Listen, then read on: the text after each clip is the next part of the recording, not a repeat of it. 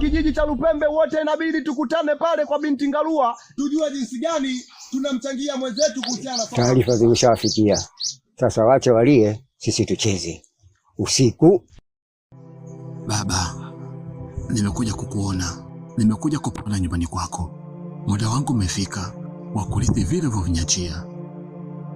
Uliniachia mashamba na pia kabla ya kifo chako ulinitolea posa ili nisikumoa yule binti.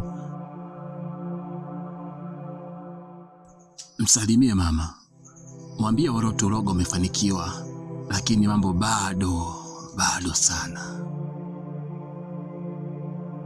Acha niende kilimani upepo unapovuma, maana nasikia ngoma inapigwa. Acha nikacheze.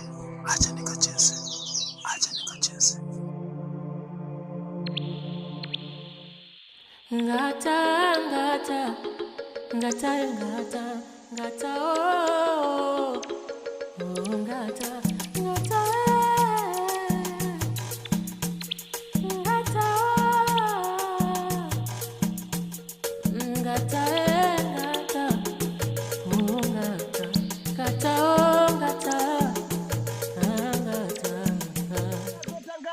Nasikitika kuwatangazia kifo pale kilichotokea kwa binti Ngalua. Wanakijiji wote cha kijiji cha Lupembe wote inabidi tukutane pale kwa binti Ngalua tujue jinsi gani tunamchangia mwenzetu kuhusiana na swala la msiba.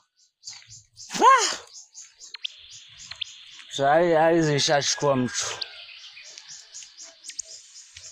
Bado wewe unabwabwaja.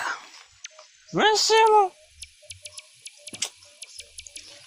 Wana kwetu.